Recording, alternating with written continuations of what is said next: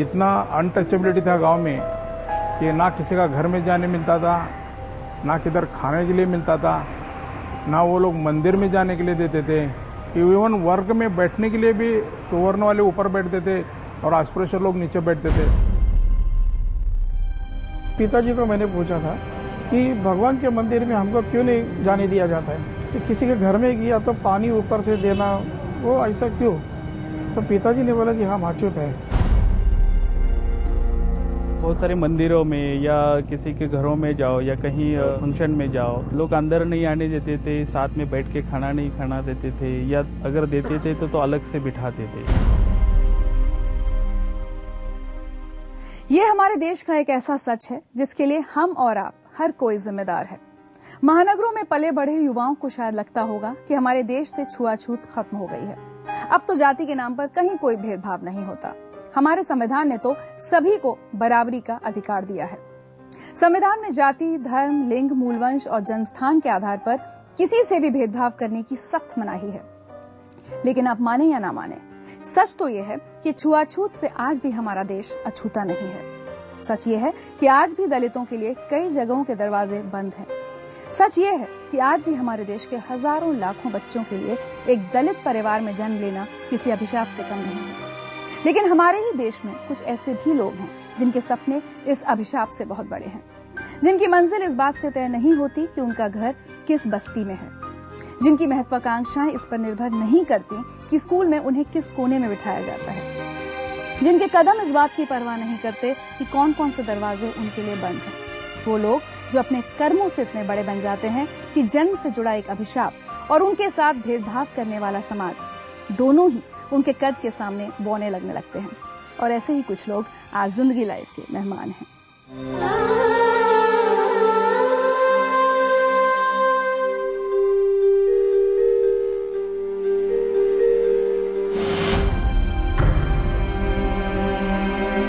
एक 5 साल का मासूम बच्चा, गरीबी और बेबसी से भरा बचपन, मजबूरी और लाचारगी की हद ये कि उधार मांग कर लाई आटे की थैली कीचड़ में गिरने के बाद घर में खाना नहीं बना।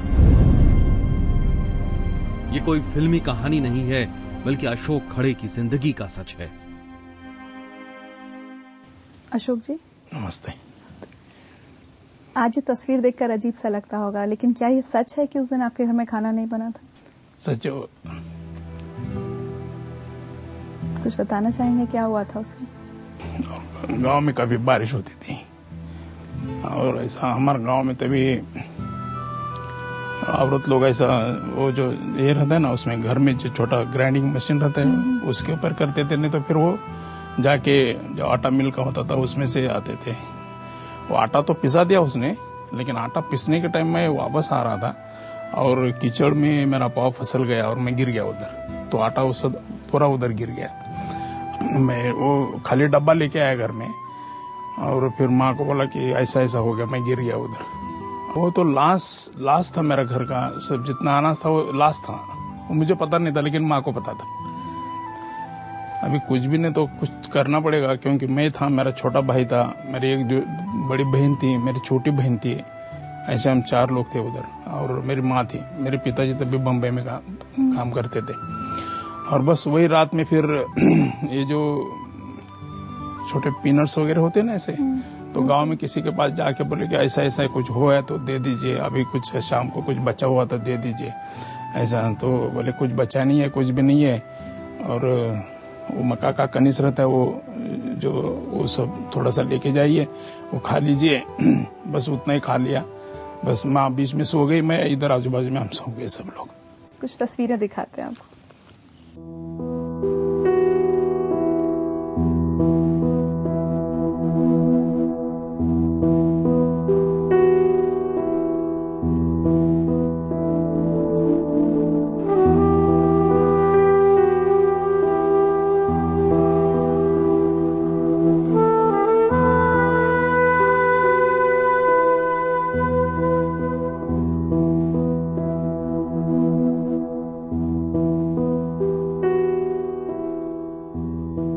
यही मंदिर जो आपने देखा अभी, वही मंदिर में जाने नहीं देते, हमारा नारियल बाहर लेते थे अंदर से नारियल तोड़ देते थे, आधा नारियल हमको दे देते थे, लेकिन भगवान को छूने का हमको अधिकार नहीं था।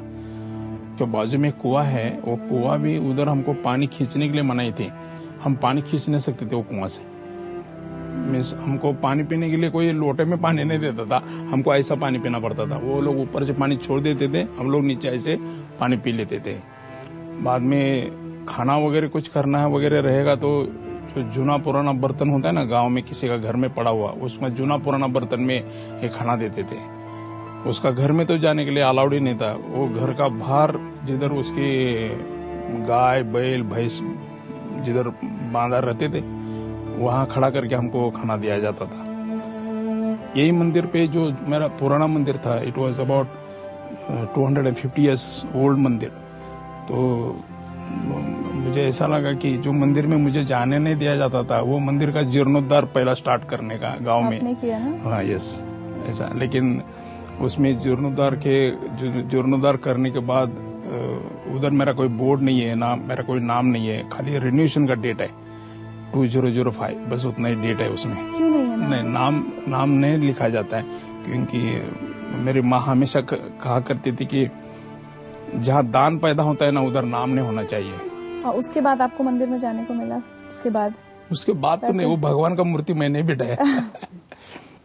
आपको किस उम्र में ये एहसास हो गया था कि एक तो गरीबी है जिससे जूझना है, और दूसरा ये कि आप दलित हैं और आपके साथ छूआछूत होगी? ये एहसास कब हुआ? ये जब मैं सेकंड स्टैंडर्ड में गांव में स्कूल में जाने लगा, तभी मैंने ऐसा देखा कि गांव के जो दलित जिसको कहा जाता है, वो सब लोग नीचे बैठते थे, ऊपर बैठने वाले ब्राह्मण और मराठा लोग थे। तो गांव के कोई शिक्षक लोग, जो टीचर लोग थे, वो भी दलित को हाथ से नहीं मारते थे, हमको छड़ी से मारा जाता था। ओह, क्योंकि हाथ नहीं लगाने का। चलिए, आपको कुछ तस्वीरें हम दिखाना चाहते हैं।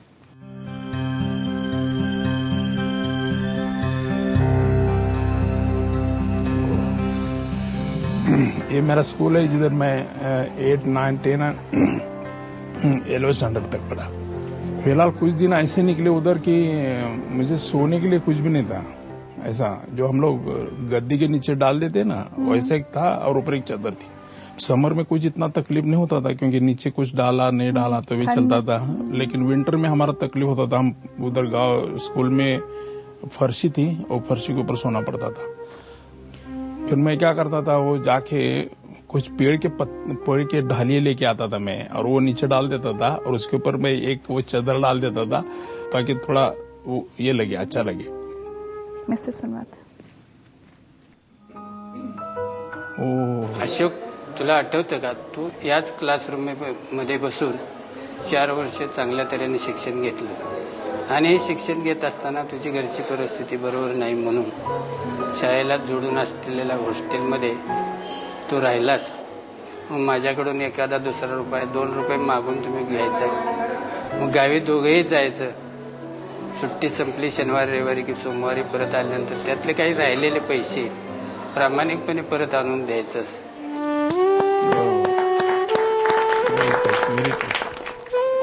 चलिए, अब स्कूल के बाद की बात करते हैं।